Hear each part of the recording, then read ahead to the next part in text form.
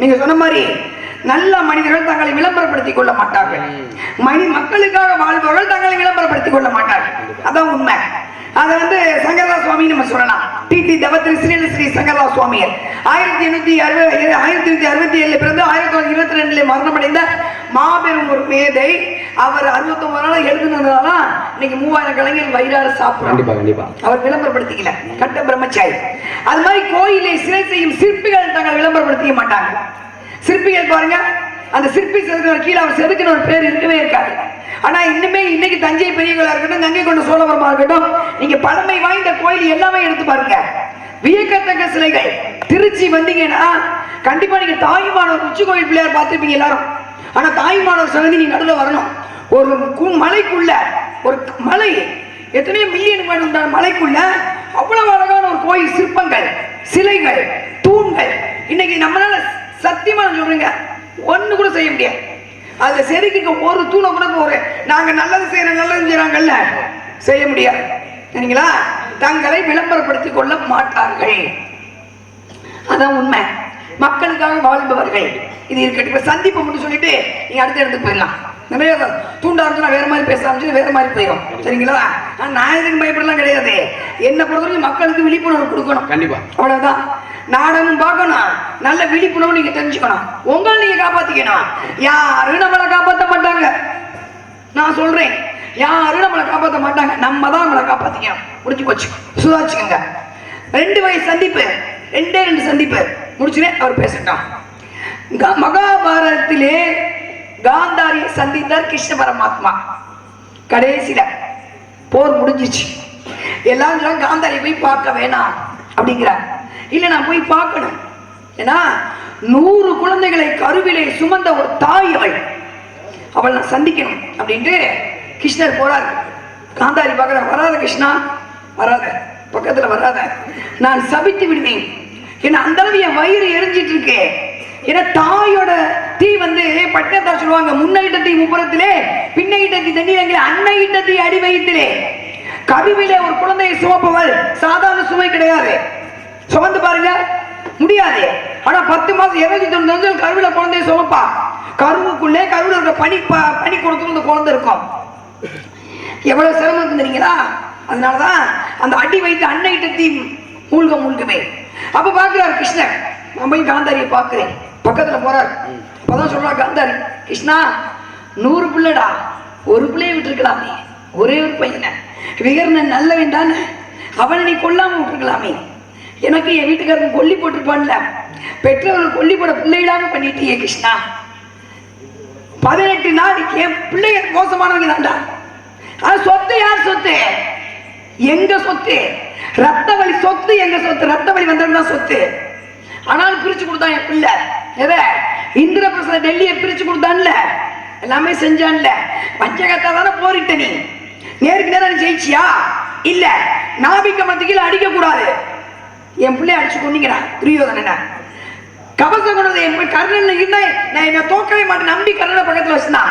அவங்கிட்ட அந்த கர்ண கவச கொண்டதை கேட்டு வாங்கின, பிச்சை எடுத்து வாங்கின. நீ சத்தியத்தை கேட்டு அச்சுவச்சி நாகத்தை ஒரு தடவைக்கு மதுரை பிறவிக்க மாட்டேன் குந்தியை விட்டு சத்தியம் கேட்டு வாங்கின. துரோணாச்சாரிய போய் சொன்னீங்க, துரோணாச்சாரிய போய் சொன்னீங்க, வாத்தியார்த்தே போய் சொன்னீங்க, அஸ்வத்த மகத குஞ்சகனே தர்மரை விட்டே போய் சொல்ல வச்ச, பீஷ்மர் அன்பை வச்சு ஆச்சிங்க. துரோகத்தானே பாரத போல நீங்க ஜெயிச்சீங்க. எல்லா பிள்ளையும் கொண்டுட்டீங்களே, வயிறு எரிகிறது. 18 நாள்ல என் குலத்தை அழித்த உன் குலம் அழியும். 32 மாதத்துல அழியும் உன் குலம். உன் நீ பார்த்து பார்த்து கட்டின அந்த துவாரபுரி போகும் தண்ணிக்குள்ள. நீ கொல்லப்படுவாய் கொடூரமாக. பயந்துட்டாங்க எல்லாரும். சுத்தி இருந்தவங்க கிருஷ்ணா கிருஷ்ணா என்ன அந்த அம்மா காந்தாரி சாபம் முன்னாடி பேசாம இருக்க? அனைத்தையும் மாற்றியவன் நீ. கோள்களை மாற்றினாய், அம்மாவாசையை மாத்தினீல, சகாதேவன் குறிச்சு கொடுத்தாருல, அம்மாவாசை என்று பொங்கல் வைத்து களப்பள்ளி வெட்டு, களப்பள்ளி எடுத்தால் நீ ஜெயிப்பான் துரியோதன கூற. அந்த அமாவாசை பொங்கல் அமாவாசைக்கு முதல் நாள் வச்சியே சூரியனும் சந்திரனும் இறங்கி வந்து கேட்க எல்லாம் இந்த கிருஷ்ணா அமாவாசை வைக்கும் தர்ப்பணத்தை முதல் நாள் பண்ணிக்கிட்டு இருக்கே. அமாவாசை என்றால் என்ன? சூரியனும் சந்திரனும் நேருக்கு நேர் சந்திக்கும் நாள். இன்னைக்கு சந்திச்சுக்கிட்டு தானே இருக்கீங்க. எனக்கு இன்னைக்குதான் அமாவாசை. கோள்களை மாற்றினாயே, திதியை மாற்றினாயே, எல்லாத்தையும் மாத்தினில. ஏன் காந்தாரிக்கு சாபத்தை உன்னால மாத்த முடியாது? மாத்திக்க வேண்டாம். அப்பதான் சொன்னாரா, அவள் தாய்மைக்கு நான் பணிகிறேன். நான் கடவுள் தான், கிருஷ்ணன் தான், என்னால எல்லாம் தான் முடியும். ஆனால் தாய்மைக்கு முன்னால் நான் மண்டியிடுகிறேன். அவ தாய்மை, அவ பிள்ளைய கூட கொண்டுட்டேன், பழிக்கட்டு சாபம். அதனாலதான் சொல்லுவாங்க, நினைக்கலாம் பெத்த வயிறு பத்தி எரியக்கூடாதுடா, பெத்ததாயை பார்த்துக்கங்க. நீ அம்மாவுக்கு பட்டுப்புடவை எடுத்து கொடுக்க வேணாம், அம்மாவுக்கு நகை எடுத்து கொடுக்க வேணாம். பக்கத்துல உட்காந்து சாப்பிட்டியான்னு கேட்டா அந்த அம்மா அழுக ஆரம்பிச்சிருவாங்க. அம்மா நீ சாப்பிட்டியாமான்னு கேளுங்க. அதான் பொக்கிஷம். ஒரு தாய் தான் பிள்ளைகிட்ட எதிர்பார்க்கிறது, அம்மா நீ சாப்பிட்டியாமா, அந்த வார்த்தை தான். பொண்டாட்டி எதிர்பார்ப்பாங்க, ஏன்னா புருஷன் சம்பாரிச்சு வரணும், சம்பாதிச்சு புருஷன் லட்சம் பிள்ளைய அவ பிள்ளைய காப்பாற்றணுமே, அவ தாய் இல்ல. அப்ப எதிர்பார்ப்ப, ஏன் அப்படி சம்பாதிக்காம ஊர் சுத்திக்கிட்டு இருக்க, போ போய் சம்பாரிச்சுப்பா. இது மனைவியின் கட்டளை, ஏன்னா அவ பிள்ளைய காப்பாற்றணும். சகோதரி, ஏதாவது அண்ணன் நம்ம புருஷ வீட்டுல நம்ம மரியாதை இருக்கணும், அப்ப அண்ணன் எனக்கு ஏதாவது செய்யணும், இது சகோதரி எதிர்பார்ப்பு. அப்பா டே ஊர் சுத்த தண்டமா சேர்த்து சொத்தை காப்பாத்து, இது அப்பாவின் ஆசை. ஆனால் தாயின் ஆசை மட்டும், சாப்பிட்டியாடா நீ, சாப்பிட்டியா அப்படின்னு கேட்பான். நேரத்துக்கு சாப்பிட்டியா, உழைச்சிக்கிட்டே ஓடிக்கிட்டே இருக்கியே, இதான் தாய். அந்த தாய்மைக்கு நான் மண்டியிடேன் என்று மண்டியிட்டவர் கிருஷ்ண பரமாத்மா. இது அன்று காந்தாரி கிருஷ்ணன் சந்தித்தார்கள், துவாரகை அழிந்தது. உள்ள போயிடுச்சு. இன்னைக்கு இருக்கு மிக மிக அழகான ஒரு நகரம்னா துவாரகை தான். கண்ணன் கொல்லப்பட்டார், முடிஞ்சு போச்சு. கொல்லதான் பட்டார். இயற்கை மரணம் அல்ல, அம்பெய்து கொண்டான் பாதத்திலே. அது அது கணக்கு போனா ஒடிசாவை சொன்னா அந்த பூரிஜகநாதர் கோயிலை தொட்டு பேசணும், பேசிக்கிட்டே இருக்காங்க. இதை முடிச்சுக்கோ, அவர் பேசிட்டோம். அடுத்து ஒரு சந்திப்பு, ஆணவம் அழிந்தது. எவ்வளவு பெரிய ஆளா இருந்தாலும் சரி, எவ்வளவு பெரிய கோடி ஆணவம் மட்டும் இருக்க கூடாது. ஆணவம் அழிஞ்சு போயிடும். ஆணவம் இருக்க பொண்ணு நிரூபித்தால் ஒரு ஆடு மேய்க்கிற பிள்ளை யாருக்கு, மகாகவி காளிதாசன். கொஞ்சம் மண்டக்கணும். இந்த பொம்பளை பிள்ளைங்க கொஞ்சம் முடி நிறைய இருந்தா போத, அது ஒரு அப்படிமாங்க, அது கொஞ்சம் கொஞ்சம் அப்படி அந்த சரித்திரி கூட அப்படி செய்ய. ஆனா அந்த முடி சோத்திரம் தான் செத்து போயிருவங்களுக்கு தெரியாது, எங்க அழகு இருக்கு அங்க ஆபத்து இருக்கும். அப்ப ஆணவம் இருக்கக்கூடாது. நான் அழகா இருக்கேன்னு நினைக்க கூடாது, நான் படிச்சிருக்கேன்னு நினைக்க கூடாது, நான் திறமைசாலி நினைக்க கூடாது, நினைக்க கூடாது. நம்ம திறமையை மத்தவங்க தான் பேசணும், நம்ம பேசக்கூடாது. இது சொல்லிச்சார். மகாவி காலத்துல போயிட்டு இருக்காரு காட்டுக்குள்ள, புள்ள ஆடு வச்சுக்கிட்டு இருக்கே, சோறு கொடுக்கிற தண்ணி வச்சுக்கிட்டு பாக்குறாரு. மா குடிக்கும் தண்ணி கொடு. சிரிச்சு அந்த பிள்ளை, யாரையா நீ அப்படின்னு கேட்க, இவர் ஒன்னே ஆடு மேய்க்கிற பிள்ளை தானே அப்படின்ட்டு, நான் மகாகவி காளிதாஸ், நான் அரண்மனை பெரிய கவி. பேரை கேட்டனா, என்ன வேலை செய்யன்னு கேட்டனா, யாரு நீ? அப்பதான் யோசிக்க, ஆடு மேய்க்கிற பிள்ளைன்னு வச்சோம், யாருன்னு கேட்கிறேன். சரி நம்ம கொஞ்சம் பிள்ளைங்க விளையாடுவோமா, தோத்து போயிட்டு சரிம்மா நான் ஒரு பயணின்னு வச்சுக்கோ. சிரிச்சு அந்த பயணியா நீங்களா? பயணிகள் யாரு தெரியுமா? சூரியனும் சந்திரனும், அவர்கள் மட்டுமே பயணம் செய்து கொண்டே இருப்பார்கள், நீர் பயணி அல்ல. சரிம்மா நான் ஒரு விருந்தினர் வச்சுக்கேன். அப்ப இந்த பொண்ணு சிரிச்ச, விருந்தினரா? நீங்கள் விருந்தினர். விருந்தினர் யாரு தெரியுமா? இளமையும் பணமும். வரும் போகும், இளமை வரும் போயிடும், இருக்காது. எல்லாருக்கும் ஆசைதான் 16 வயசோட இருக்க முடியுமா? முடியாது. இளமை போயிடும், பணம் எப்ப யாருக்குமே சொல்ல முடியாது. அப்ப விருந்தினர் மாதிரி வர்றது போறது பணமும் இளமையும். சரிம்மா நான் ஒரு பொறுமைசாலி வச்சுக்கிறேன். அப்ப அந்த பொண்ணு, பொறுமைசாலியா நீங்களா? பொறுமைசாலி யாரு தெரியுமா? இந்த பூமாதேவியும் மரமும், ரெண்டு பேரும் தான் பொறுமைசாலி. வெட்ட வெட்ட தலையும் பூமாதேவி எத்தனாலும் பொறுத்துக்கும். சரிம்மா நான் ஒரு பிடிவாதக்காரன் வச்சுக்க. அப்ப அந்த பொண்ணு சிரிச்சான், பிடிவாதக்காரரா நீங்களா? பிடிவாதமாக இருப்பது யார் தெரியுமா? நகமும் முடியும். சொன்னா கேக்குமா? வளர்ந்துகிட்டே தான் இருக்கும். முடி கொட்டாத, கேக்குமா? கொட்டிக்கிட்டே இருக்கா. அப்ப பிடிவாதமா இருப்பது நகமும் முடியும், நீங்கள் இல்ல சாத்தாடி. சரிம்மா நான் ஒரு முட்டாள் வச்சுக்க. அப்பயும் அந்த பொண்ணு சிரிச்சான், முட்டாளா நீங்களா? முட்டாள் யார் தெரியுமா?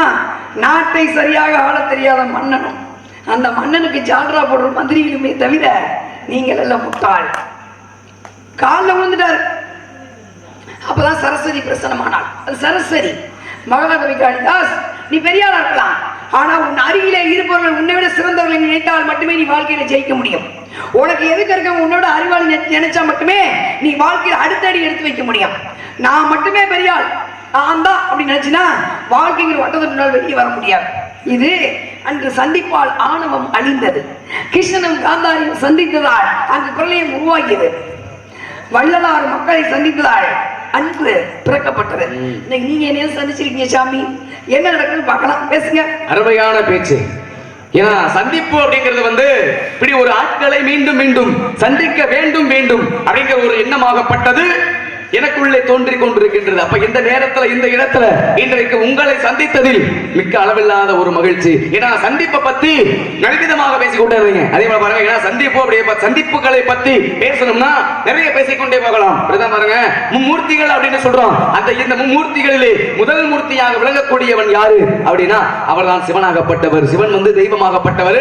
அப்பேற்பட்ட தெய்வமாக இருந்தாலுமே மானிட பிறவியாக பிறந்த ஒருவரை சந்திப்பதற்காக பூலோகத்திற்கு வந்தார். அவர் யார் அப்படின்னா வல்லாள மகாராஜா என்று சொல்லக்கூடிய ஒரு மன்னனாகப்பட்டவன். அவரை சந்திப்பதற்காக பூலோகத்துக்கு வராரு. வருகின்ற பொழுது இவ்வாறு வருகின்றார் அப்படின்னா வல்லாள மகாராஜா வந்து பெரிய செல்வந்தர், ஒரு நாட்டை ஆளக்கூடிய மன்னன். யார் என்ன கேட்டாலும் கொடுக்கக்கூடியவர். அப்ப யார் என்ன கேட்டாலும் கொடுப்பாரு.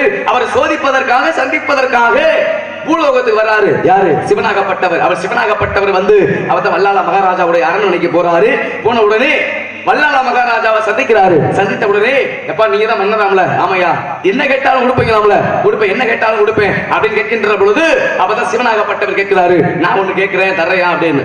சரி, என்ன கேட்க போறீங்க? கேளுங்க, தர்றேன் அப்படின்னு சொல்ல. அப்பதான் பாருங்க, சிவனடியார் சாமியார் போல இருந்த சிவனாகப்பட்டவர் என்ன கேட்கிறாரு, இன்று இரவு எனக்கு ஒரு பெண்ணு வேணும் அப்படின்னாரு. அப்பதான் பாருங்க, வல்லாள மகாராஜா என்ன பண்ணாரு, அந்த பகுதியில் இருக்கக்கூடிய அவலயத்தில் இருக்கக்கூடிய ஒரு தாசிகள் இருக்கிற இடத்துக்கும் போய் பார்த்துட்டு வாங்கப்பா அப்படின்னு வேலையாட்கள் அனுப்பி வைக்க. அப்ப வேலையாட்கள் போறாங்க. எந்த இடத்துலயுமே தாசி சும்மா இல்ல. ஏன் தாசிகள் இருக்கக்கூடிய இடத்துல வந்து சிவனடியார் அங்க ஆளை அனுப்பிட்டு தான் இங்க வந்திருக்காரு சோதிப்பதற்காக. அப்ப வந்து சொல்றாங்க, அங்க எல்லா இடத்துக்கும் போனோம், தாசிகள் இருக்கிற இடத்துல எல்லாமே ஆள் இருக்காங்க அப்படி சொன்ன பிறகு அப்ப அவர் மனமாகப்பட்டு ரொம்ப வருத்தப்பட்டாரு.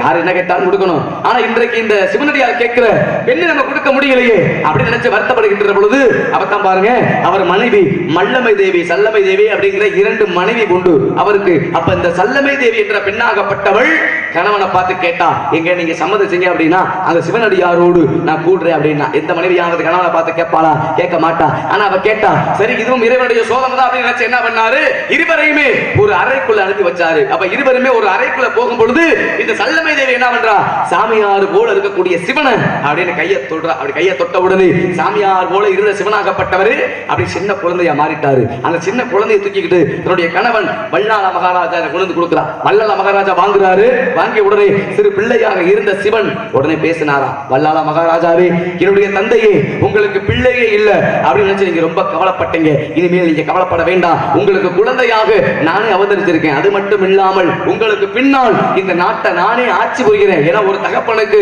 ஒரு மகன் செய்யக்கூடிய ஈமக்காரியங்கள் எல்லாமே உங்களுக்கு பிள்ளையாக இருந்து நானே செய்கிறேன் அப்பா அப்படின்னாரா. இந்த நிகழ்வு எல்லாமே நடந்தது எங்க அப்படின்னா திருவண்ணாமலை இருக்கு பாத்தீங்களா, திருவண்ணாமலையில தான் இந்த நிகழ்வு நடந்தது. அப்ப பாருங்க, சிவனாகப்பட்டவர் வந்து தெய்வம், வல்லாள மகாராஜா என்று சொல்லக்கூடியவர் வந்து மனிதன். அப்ப ஒரு மனிதனும் தெய்வமும் சந்தித்ததுனாலதான் இப்ப பூலோகத்துல வந்து பாருங்க, திருவண்ணாமலையில இன்னைக்கும் ஆண்டுதோறும் அது திருவிழாவாக விசேஷமாக நடந்து கொண்டுதான் இருக்கின்றது. இன்னைக்கு பாருங்க, திருவண்ணாமலை யாருடைய ஆட்சி அப்படின்னா இன்றைக்கும் அது சிவனுடைய ஆட்சி. காரணம் என்ன, அன்றைக்கு இருவருமே சந்திச்சதுனால அப்படி ஒரு நிகழ்வாகப்பட்டது.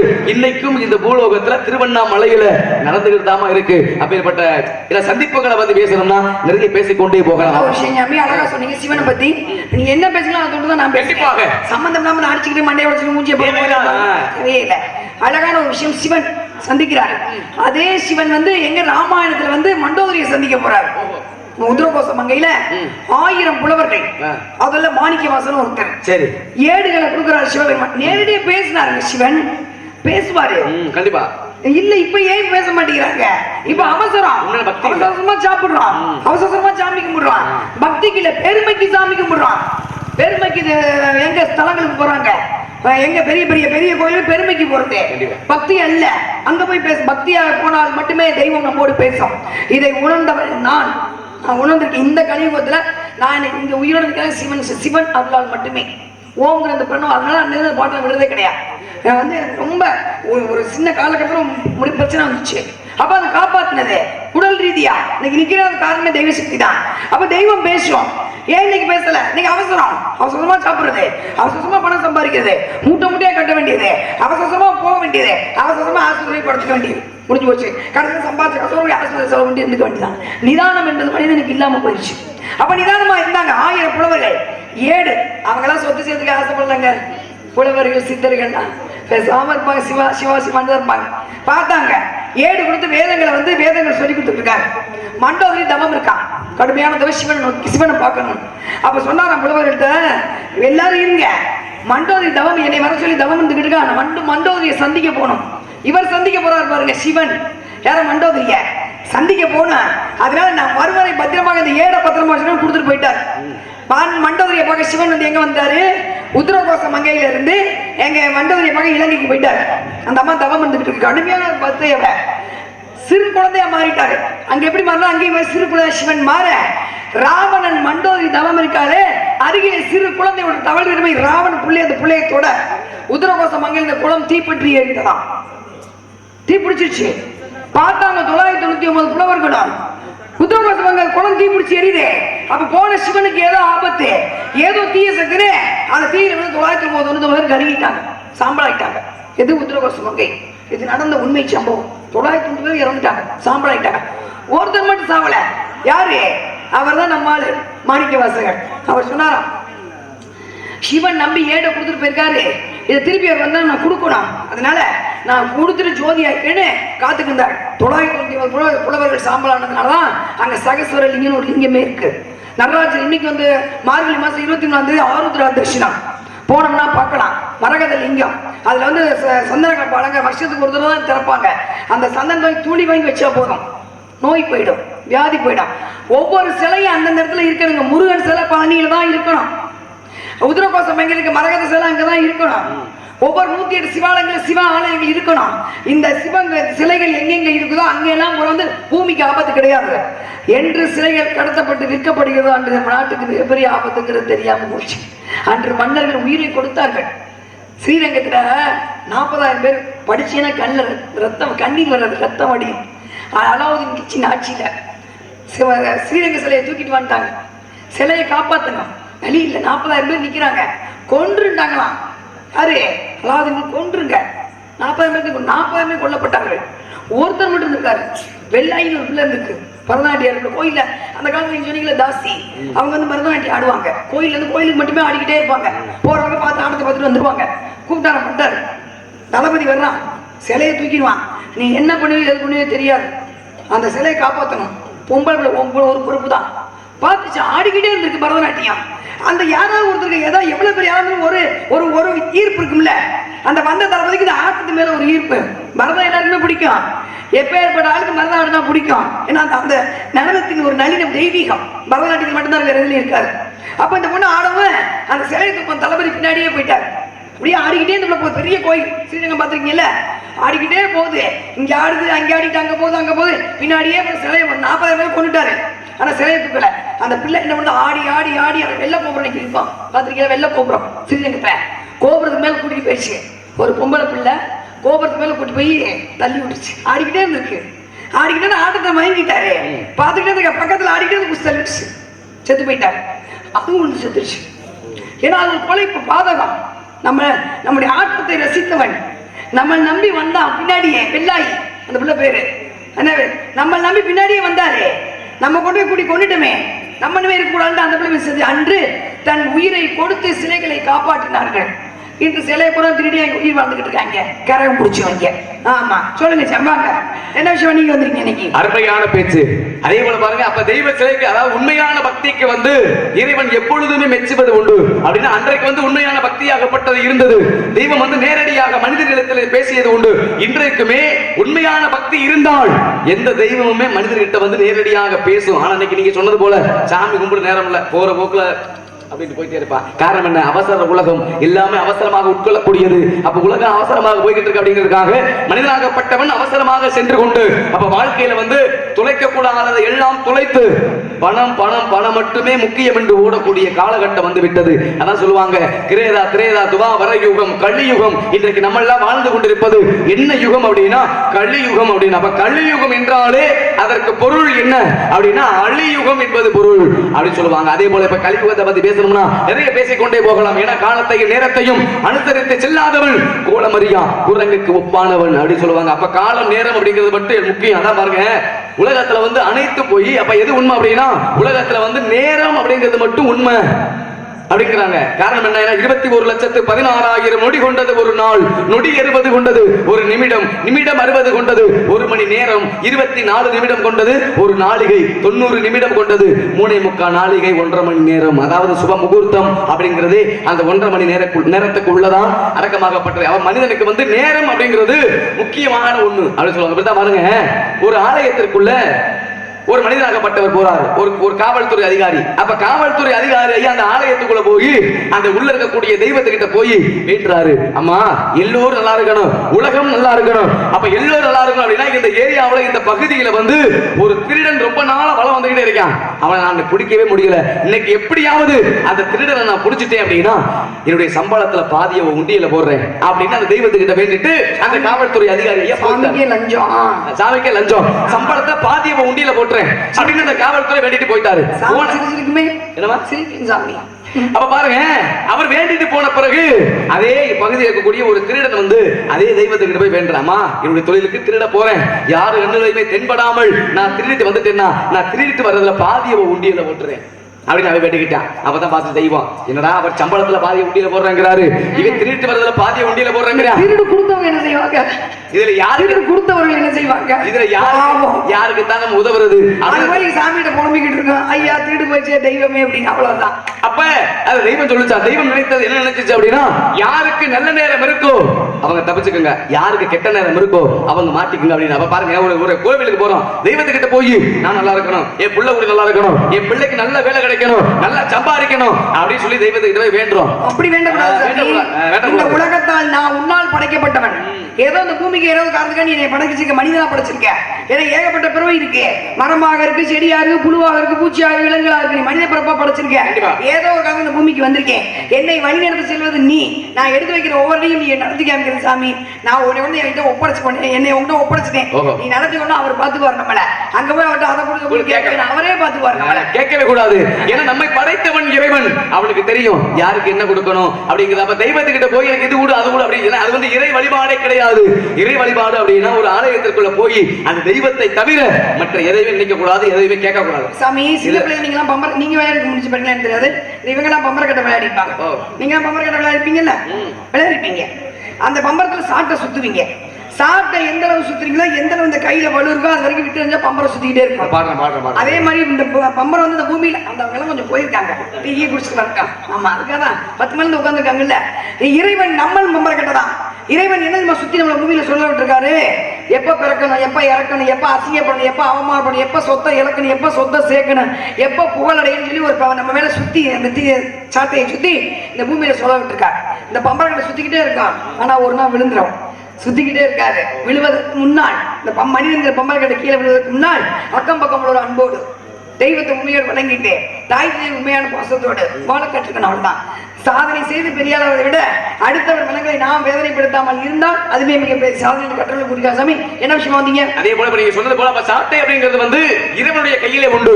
அவன் எந்த விதத்துல ஆட்டி விடுறானோ அந்த விதத்துலதான் மனிதனாகப்பட்டவன் ஆடிக்கொண்டிருப்பான். அப்படி நல்ல விதமான ஒரு விஷயமாகப்பட்டது, நல்லா பேசக்கூடிய தன்மையாகப்பட்டது, நல்ல ஒரு இடமாகப்பட்டது. ஆக இவ்வளவு விவரங்கள் தெரிஞ்ச உங்களுக்கு அந்த ஒன்றே ஒன்று மட்டும் தெரியும். என்ன தெரியவில்லை அப்படின்னா, நல்லா பேசுறீங்க, நல்லா பாடுறீங்க, அப்ப எல்லாம் தெரியுது, ஒன்று தெரியல அப்படின்னா எந்த நேரத்துல எதை செய்யணும் அப்படிங்கிறது உங்களுக்கு தெரியவில்லை. ஏன்னா பருவம் அப்படிங்கிறது நிலையானதா, அது எது இல்லையா கிடையாது, பருவம் மாறக்கூடியது. ஏன்னா ஆண்டு ஒன்று போனால் வயது ஒன்று போகும், நாள் ஒன்று போனால் இப்ப வயசு ஒன்று போகும் அப்ப சொல்லுவாங்க. அதே போல பாருங்க, அப்ப நம்முடைய பருவம் எல்லாம் நழுவி கொண்டிருக்கின்றது. அப்படின்னா இந்த பருவத்தோடு இருக்கிற உங்களுக்கு எனக்கு ஒரு பதி அப்பா உங்கள்ட்ட மாப்பிள போட்ட சொன்னாரா? எதுக்கு இது உங்க வேண்டாத வேலை? ஏமா எந்த பெண்ணாவது எனக்கு புருஷன் வேணும் எந்த பெண்ணாவது கேட்பாளா? யாருமே வேணாம் சாமி. இந்த காரைக்கால் அம்மையார் இருக்கலையா, அவையார் இருக்கலையா, சரி இந்த பத்மா சுப்ரமணியம் இப்ப இருக்கலையா, ஏகப்பட்ட பெண்கள் கல்யாணம் முடியாம வேணான்னு பேசாம அது மாதிரி நானும் இருந்திருப்பேன் சாமி. ஏமா அவங்க இருக்காங்க, ஆனா இருந்தாலுமே உங்களை வந்து அப்படி இருக்க விட மாட்டேன். நீங்க இந்த இடத்துக்கு வந்து மாப்பிள பக்கம் பொம்பளை பிள்ளைங்க தனியா கொண்டு போய் நான் பார்த்துட்டு வந்த புருஷன் யாரு, அவருடைய பேரை மட்டும் சொன்னேன்னு வைங்க, சொல்லுங்க இப்பவே கூட்டிட்டு சொல்லுவீங்க. அது எப்படிங்க சொல்லுங்க பாப்போம். இதோ கூறுகிறேன் கேளுங்க வேகமா. அழகெனும் பொருளாக